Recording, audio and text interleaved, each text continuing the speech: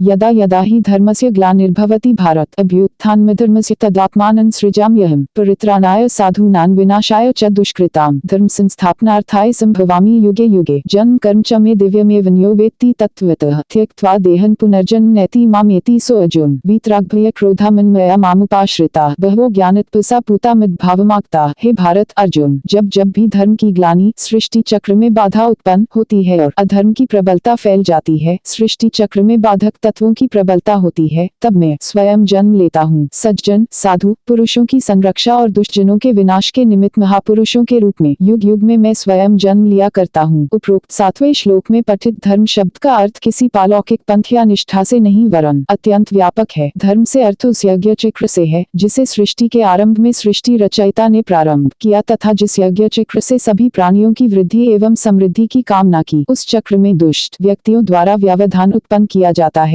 तो उस समय महापुरुष के रूप में उस विशिष्ट शक्ति का उदय होता है जो उन दुष्ट तत्वों को नष्ट कर पुनः उस यज्ञ चक्र को व्यवस्थित करती है। इस प्रकार युग युग में मैं शुद्धात्मा जन्म लेता रहता हूँ। आत्म तत्व स्थित महापुरुष वस्तुतः उस परम तत्व महाशक्ति का स्वरूप ही होता है। भगवान श्री कृष्ण ने कहा, मैंने यह कर्मयोग का मार्ग जो अव्यय अर्थात क्षीण न होने वाला है, यहाँ तक कि तीनों कालों में भी नष्ट नहीं होने वाला है, सर्वप्रथम विवस्वान सूर्य को बतलाया। विवस्वान सूर्य ने अपने पुत्र मनु को और मनु ने इसका ज्ञान अपने पुत्र इक्ष्वाकु को दिया। इस प्रकार वंश परंपरा से प्राप्त इस ज्ञान को कई राजर्षियों ने जाना और आचरण किया, पर कालांतर में यह कर्मयोग लुप्त हो गया। इस पुरातन योग को सब रहस्यों में उत्तम रहस्य समझकर तुझे इसलिए बतला दिया क्योंकि तू मेरा भक्त है, मेरे कथन में श्रद्धा और विश्वास रखता है और सखा है। कर्मयोग निष्ठा के संबंध में भगवान श्री कृष्ण ने अर्जुन को कहा कि जिस कर्मयोग निष्ठा के बारे में मैंने तुझे बताया, यह निष्ठा सनातन काल सृष्टि के आरंभ से ही प्रचलित रही है। ऐसा महाभारत में वर्णन है कि इस निष्ठा को सर्वप्रथम नर और नारायण नामक ऋषियों ने प्रतिपादित किया। वंश परंपरानुसार सूर्य ने विवस्वान को, उसने अपने पुत्र मनु को और मनु ने अपने पुत्र इक्ष्वाकु को इस निष्ठा का ज्ञान दिया। वही इक्ष्वाकु जिन्हें सूर्य राजवंश का प्रवर्तक कहा जाता है। भगवान राम का जन्म भी इसी वंश में हुआ था, पर कालांतर में समय के प्रभाव से यह विद्या लुप्तप्राय हो गई। मैंने तुझे किसी नई निष्ठा को अपनाने को नहीं कहा है, तुझे अपना विश्वसनीय मित्र समझ यह लुप्तप्राय उत्तम रहस्य बताया है। अर्जुन ने पूछा, हे कृष्ण, तुम्हारा जन्म तो अभी हुआ है और विवस्वान बहुत पहले हो चुका था, ऐसी दशा में यह कैसे जानूं या विश्वास करूं कि तुमने ही यह योग पहले बतलाया। श्री भगवान ने कहा, हे अर्जुन, मेरे तेरे अनेक जन्म हो चुके हैं, उन सबको मैं जानता हूँ, पर मायाधीन हुआ तू उन्हें नहीं जानता। यद्यपि मैं आत्मस्वरूप सब प्राणियों का स्वामी हूँ और जन्म विरहित अज हूँ। मेरा आत्मस्वरूप अविकारी अव्ययात्मा है तो भी अपनी प्रकृति में अधिष्ठित होकर अर्थात अपनी प्रकृति को अपने अधीन रखकर अधिष्ठाय अपनी ही माया से मैं जन्म लेता हूँ। श्री कृष्ण ने इन श्लोकों में बताया है कि तेरे और मेरे अनेक जन्म हो चुके हैं, उन सबको मैं आत्म तत्व में स्थित होने के कारण जानता हूँ, पर संसार चक्र के नियमानुसार तुझे उन जन्मों का स्मरण नहीं रहा है, क्योंकि तू स्वयं में आत्म तत्व में स्थित नहीं है। आत्म तत्व में स्थित मैं मूल तत्व सभी प्राणियों का स्वामी हूँ और जन्म मरण के बंधन से मुक्त हूँ, फिर भी अपनी प्रकृति स्वभाव में स्थित होकर अपनी माया से जन्म लेता हूँ।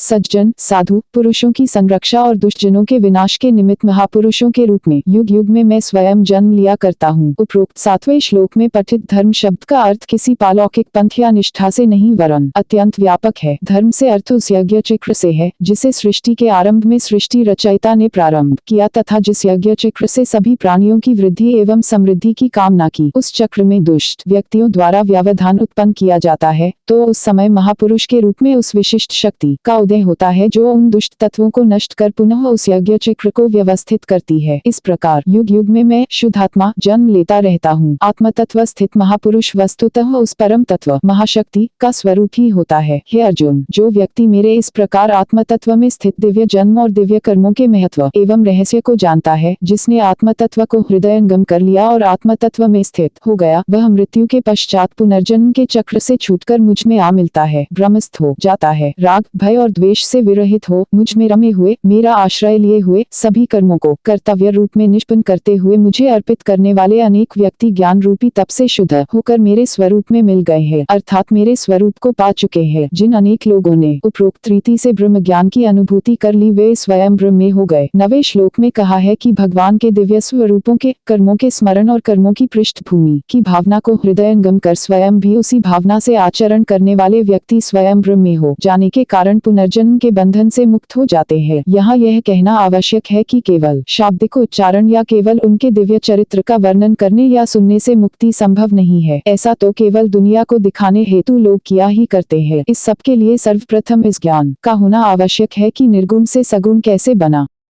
हे अर्जुन, जो मुझे जिस रूप में स्मरण करते हैं, भजते हैं, मैं उन्हीं के भजनानुसार उसी प्रकार के फल देता हूँ। चाहे किसी भी रूप में मेरा ध्यान करें, वे वस्तुतः मेरे ही मार्ग में आ मिलते हैं। लोग कर्म फल की आशा में देवताओं की आराधना पूजा इसलिए किया करते हैं क्योंकि उनके कर्मों के फल इसी मनुष्य जन्म में मिल जाते हैं। कहने का तात्पर्य यह है कि इस संसार में अधिकतर व्यक्ति इतने दूरदर्शी और लंबे काल तक प्रयत्नरत रहने के इच्छुक नहीं होते। अधिकांश का ध्येय इसी लोक में नाशवान भोग या सुख ही होते हैं और वे इसी लोक में या इसी मानव योनि में उन्हें प्राप्त करने हेतु विभिन्न देवी देवताओं की आराधना करते हैं। बहुत कम ऐसे होते हैं जो कर्म बंधन से मुक्ति का प्रयास करते हैं। मानव समाज में समाज को व्यवस्थित रूप से चलाने हेतु ब्राह्मण, क्षत्रिय, वैश्य और शूद्र की चातुर्वर्ण्य व्यवस्था गुण कर्म भेद से मैंने ही की है। इसे तू ध्यान में रख कि उस व्यवस्था का कर्ता भी मैं ही हूँ और ये सब करते हुए भी अव्यय, अविनाशी, अकर्ता हूँ। मेरे कर्म मुझ में लिप्त नहीं होते, अर्थात मेरे कर्म फलाशा रहित कर्तव्य मात्र होने के कारण बंधन रूप नहीं होते। जो मुझे इस रूप में जानता है और व्यवहार करता है, उसके कर्म भी बंधन स्वरूप नहीं होते।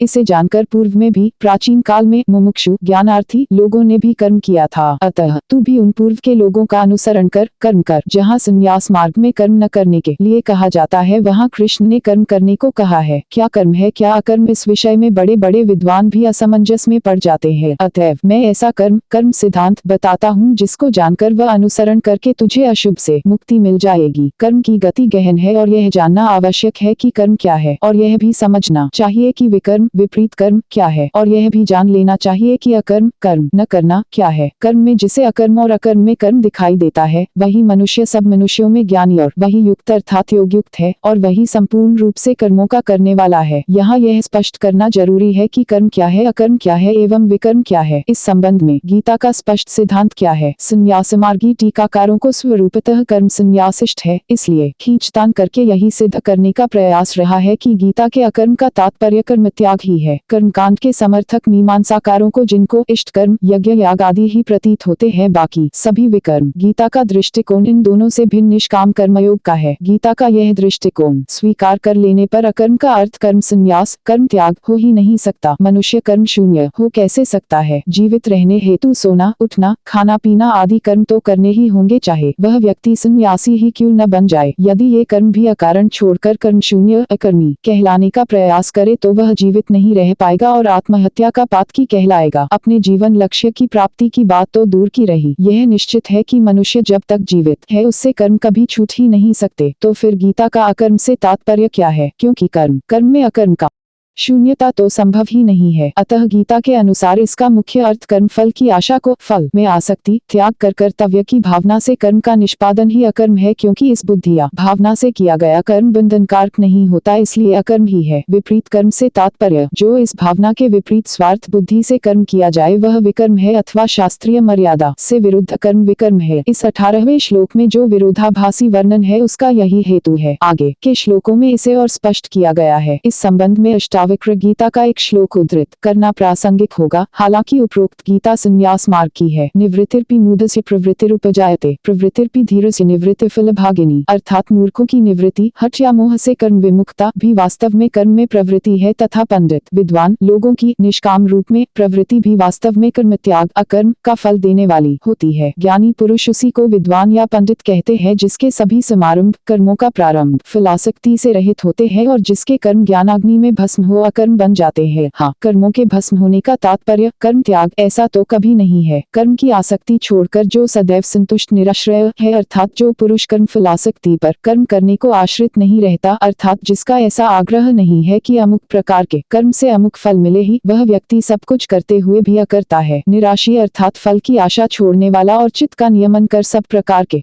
परिग्रह, राग द्वेष आदि को त्याग कर सर्वसंगमुक्त पुरुष शरीर की कर्मेंद्रियों से कर्म करके भी पाप दुख का भागी नहीं होता। यदृच्छा भगवान की इच्छा से जो प्राप्त हो जाए उसमें ही संतुष्ट, हर्ष शोक लाभ हानि जय पराजय निंदा प्रशंसा आदि द्वंद्वों से मुक्त, कर्म की सिद्धि व असिद्धि को समान मानने वाला निर्मित राग द्वेष विहीन पुरुष कर्म करके भी उनके पाप पुण्य सुख दुख रूपी फलों से आबद्ध लिप्त नहीं होता। संग राग द्वेष से रहित ज्ञान में जिसका चित्त बुद्धि स्थित हो गया है, ऐसा व्यक्ति केवल यज्ञ सृष्ट चक्र रूपी यज्ञ ही के लिए अपने कर्तव्य को करता है, उसके सभी कर्म विलीन हो जाते हैं, अकर्म बन जाते हैं। यहाँ यज्ञ का अर्थ बहुत व्यापक है, केवल अग्नि में तिल घृत या वादि का हवन ही यज्ञ नहीं है। इस सृष्टि चक्र का संचालन भी एक विशाल यज्ञ है। वह परम शक्ति भी जिसको इस कर्म से कुछ लेना देना नहीं, अनवरत इस यज्ञ चक्र में स्वयं को व्यस्त रखे हुए है, तो मनुष्य को भी उसी महाशक्ति का प्रतिनिधि होने के नाते उस यज्ञ में अपने कर्तव्य क्यों न अदा करने चाहिए। हवन में अग्नि में आहुति छोड़ते वक्त इदं न मम, यह मेरा नहीं, ममत्व की स्वार्थ का त्याग करने की भावना ही मुख्य है। ममत्व रहित ब्रह्मार्पण पूर्वक जीवन के व्यवहार का संचालन एक महान यज्ञ ही तो है।